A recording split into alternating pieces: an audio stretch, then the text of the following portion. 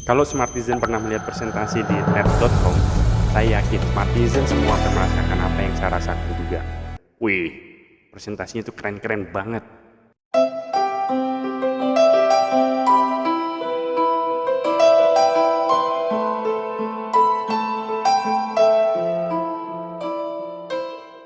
Nah, yang mau saya rangkum kali ini adalah buku dari Carmine Gallo.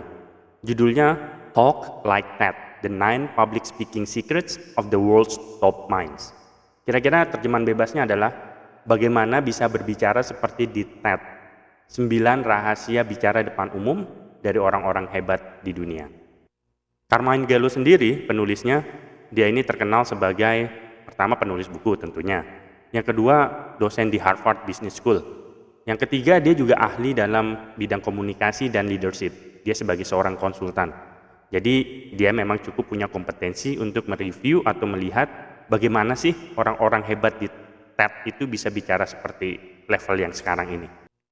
Sebelum kita membahas bukunya, mungkin menarik juga nih kita lihat apa itu TED.com.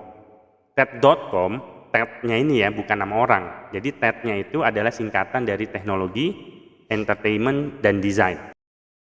TED ini memposisikan tempatnya itu sebagai komunitas atau tempat berkumpul bagi orang-orang yang punya passion. TED diawali pada tahun 1984 oleh Richard Saul Wurman. Dia bekerja sama dengan Harry Marks. Pada tahun itu, TED sudah bicara tentang compact disc, e-book, 3D grafik dari Lucasfilm, bahkan ahli matematika Benoit Mandelbrot. Dia mempresentasikan bagaimana memetakan garis pantai dengan sebuah teorinya dia, fractal geometry. Well, pada saat itu, TED-nya belum sukses, dan malah para pendirinya merugi. Mereka tidak menyerah, hingga akhirnya di tahun 1990, which is 6 tahun kemudian, mereka kembali lagi. Dan pada saat itu saatnya lebih tepat, dunia lebih siap menerima ide mereka. TED menjadi ajang konferensi tahunan di Monterey, California, dan menarik berbagai macam ahli untuk berbicara di komunitas tersebut. Hingga saat ini, ajangnya berkelas banget. Kalau Smartizen belum sempat melihatnya, coba deh jalan-jalan ke TED.com, TED.com. Itu banyak wow moment di sana.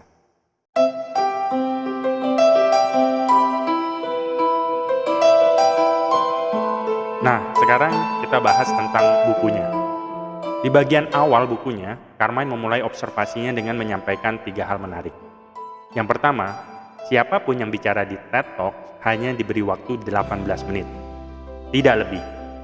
Well, ini mungkin berdasarkan research dari tim TED sendiri, bahwa manusia berinteraksi mendengar pembicaraan orang lain ternyata efektif atau optimal di 18 menit pertama.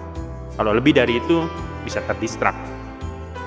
Observasi keduanya, pembicara-pembicara hebat di sana ternyata hanya menyampaikan 3 informasi dalam setiap kesempatan. Hasil penelitian dari Neuroscience Research juga menyampaikan bahwa otak manusia hanya bisa efektif menerima 3 informasi dalam setiap kesempatan.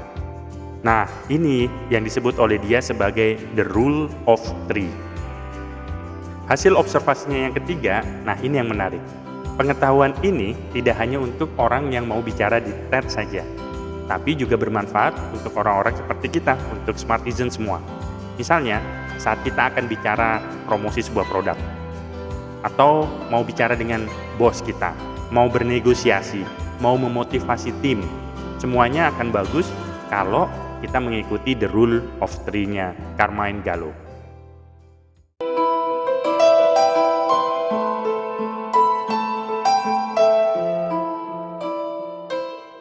Buku setebal 250-an halaman ini disusun berdasarkan konsep the rule of 3.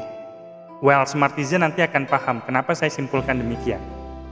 Dalam penjelasannya kenapa para presenter bisa tampil begitu memukau di TEDtalk.com, Carmine menyampaikan bahwa presentasi yang bagus itu harus memenuhi 3 unsur. Unsur yang pertama, presentasi itu harus memiliki nyawa, atau dalam bahasanya disebutkan emosional. Presentasinya menyentuh emosi para pendengarnya. Kemudian presentasi yang baik itu harus menampilkan sesuatu yang baru atau novel. Jadi ada unsur kejutan, ada unsur penasaran bagi audiensnya.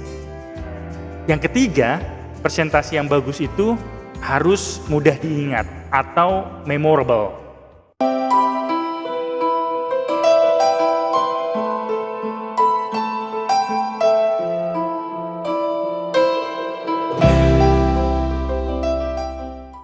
Nah, bagaimana membuat presentasi yang memiliki nyawa? Carmine menjelaskan, hal itu harus berawal dari ide. Karena pada era sekarang ini, ide itu ibarat mata uang, begitu berharga. Tapi ide juga harus disampaikan dengan baik, secara persuasif dengan narasi yang baik. Cara untuk memberi nyawa pada presentasi kita adalah berbicara atau mempresentasikan sesuatu sesuai dengan passion kita. Passion itu menular. Pertanyaan berikutnya, bagaimana kita bisa mencari tahu passion kita? Steve Jobs bilang, untuk mencari passionmu, tanyakan, what makes your heart sing? Atau, apa yang membuat hatimu berdesir? Setelah kita memiliki ide dan passion yang akan kita jadikan sebuah bahan presentasi, untuk memberi nyawa pada saat mempresentasikannya, Carmine memberi tips pamungkasnya, yaitu sampaikanlah presentasi seperti kita bercerita, kuasai storytelling. Berdasarkan observasinya, Carmine menyampaikan tipikal cerita yang menarik saat melakukan presentasi, yaitu harus memiliki elemen tantangan dan perjuangan meraih sukses tersebut. Baik itu menyangkut diri kita sendiri, tentang orang lain, atau tentang perusahaan lain, atau organisasi lainnya.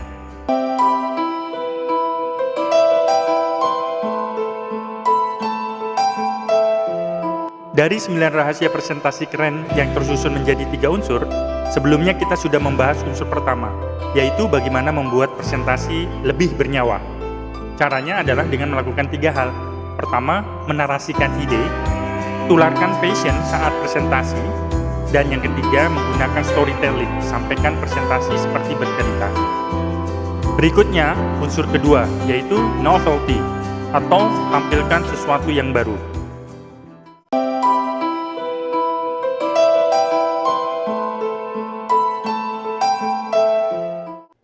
Memberitakan hal baru tidak melulu tentang hal-hal besar.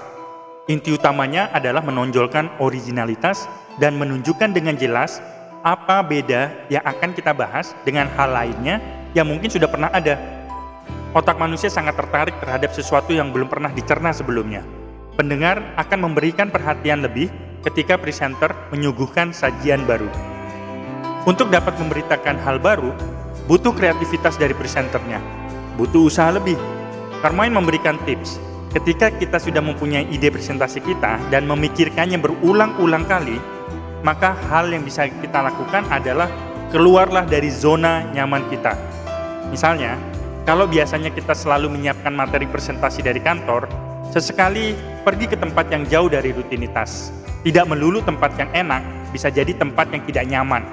Misalnya, di antara orang-orang yang terpinggirkan. Kerjakan persiapan dari tempat itu. Jejali terus otak dengan suguhan-suguhan yang berbeda. Lihat sebanyak mungkin TED presentasi sebelumnya.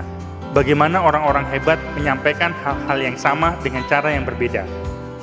Salah satu contoh sederhana menampilkan dengan cara berbeda adalah dengan menghindari teks di slide presentasi. Gunakan banyak gambar yang umum dan mewakili konteks diskusinya. Jangan biarkan otak pendengar membaca teks ketika mereka sedang mendengarkan cerita kita. Kita mudah mengingat hal-hal besar, namun sering lupa hal kecil lainnya. Misalnya, manusia selalu ingat kapan kejadian 9/11, tetapi sering lupa di mana kita menaruh kunci. Hal ini juga berlaku saat kita presentasi. Jika kita bisa menciptakan wow moment, yaitu sebuah momen di mana pendengar melongo dan mengatakan wow dari presentasi kita.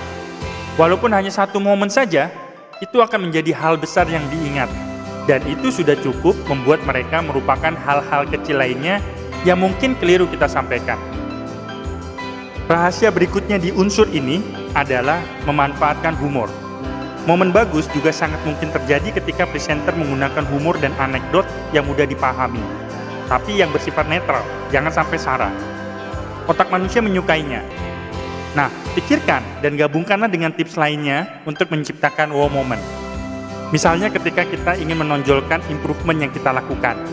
Coba lihat, bandingkan foto yang sebelah kiri ketika belum improvement dan foto yang sebelah kanan setelah improvement. Atau misalnya ketika kita ingin menyampaikan solusi yang tepat untuk sebuah masalah.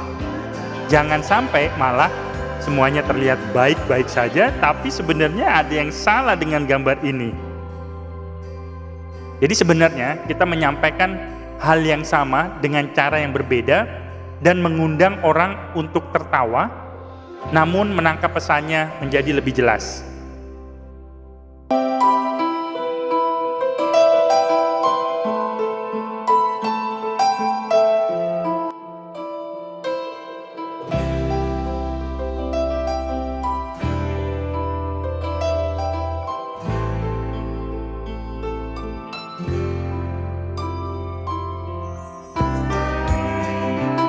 Ini menarik karena biasanya kita melupakan kemasan. Apalagi kalau ide atau tema presentasinya teknis dan serius, kita sudah terlalu tersedot untuk mempersiapkan bahan presentasinya. Oh iya, ingat tentang aturan 18 menit ya, yang berdasarkan penelitian otak manusia itu efektif di 18 menit pertama aja ketika menjadi pendengar. Nah, mungkin ini bisa menjadi tips ketika menyampaikan presentasi. Biar nggak bosen dan nggak jadi lupa, sangat baik jika presentasi kita nggak lebih dari 18 menit. Setidaknya ada di rentang 15-20 menit lah. Tapi jangan lebih sampai 20 menit. Dan di waktu itu, sebisa mungkin kita sudah menyampaikan pesan-pesan pentingnya. Yang tentunya mengikuti rule of three tadi ya. Jangan lantas kita menyampaikan 10 hal secara cepat-cepat karena mengejar waktu. Nanti malah kurang nendang. Satu hal lagi ketika nyiapin presentasi, jangan lupa memaksimalkan fungsi panca indera kita. Misalnya untuk mata, buat banyak gambar yang menarik. Jangan banyak tulisan, ribet. Bagus juga kalau kita pakai video yang ada suaranya, sehingga kuping ikut kebagian sensasinya. Atau pakai sound efek yang tepat untuk menyentuh hati kita. Kalau kita presentasi tentang produk, bagus juga untuk memberi kejutan tester. Jadi pendengar bisa mencium dan merasakan produknya. Mengajak pendengar menuliskan sesuatu nih, misalnya kita memberi kuis-kuis ringan, ayo ditulis gitu ya. Atau catatan singkat, bisa merangsang indera peraba audiens kita. Mereka bisa mengikuti presentasinya lebih dalam. Steve Jobs pernah secara keren bawa amplop manila waktu dia presentasi yang warnanya kuning itu. Cuman untuk menunjukkan di dalamnya ada iPhone. Nah, dia pakai cara itu untuk menunjukkan, memvisualisasikan bahwa iPhone itu tipis loh, bahkan bisa masuk ke amplop manila. Jadi kalau dibandingkan dengan kompetitor lainnya pada saat itu kena banget. Indera kita terangsang dan lebih penasaran melihat produknya. Namun perlu hati-hati juga, nggak harus semua indera pada sebuah presentasi itu perlu dipakai. Disesuaikan aja semaksimal mungkin dan jangan dipaksakan juga. Di tips terakhirnya, Carmine juga bilang untuk menjadi diri sendiri. Ya memang klise sih untuk menjadi diri sendiri. Tapi ini memang benar. Kita sering melihat presentasi keren dan pengen plek-ketiplek seperti mereka. Itu bagus untuk motivasi. Tapi kita juga perlu menonjolkan diri kita apa adanya. Jangan sampai malah nanti kita grogi atau tertekan untuk tampil sebaik mereka. Ya, Steve Jobs gitu emang keren, jago dia untuk bernarasi dan menyentuh. Anthony Robbins juga keren, begitu energik. Tapi ya kita harus menjadi kita nggak perlu menjadi mereka. Salah satu caranya mungkin kita perlu benar-benar mengulang-ulangi narasi kita. Baca, disampaikan, dibaca, disampaikan. Dan kita siapkan waktu untuk ngetes presentasinya dengan teman-teman kita. Jadi kita simulasikan di grup yang kecil, setelah itu nanti kita tanya dan minta feedback dari mereka. Oh iya, satu lagi gambaran yang menarik dari Carmine, atlet-atlet hebat dan para juara itu kalau latihan, mereka berusaha mengkondisikan latih tandingnya sebisa mungkin sama dengan kelas lawannya nanti. Jadi sparring partnernya itu sepadan. Mereka tahu harus bagaimana dan mereka benar-benar siap, nggak kaget atau nggak grogi ketika menghadapi pertandingan sesungguhnya. Jadi nanti kita bisa latihan dengan suasana sesungguhnya, dan pas presentasi kita nggak grogi, karena sudah agak terbiasa dengan suasananya.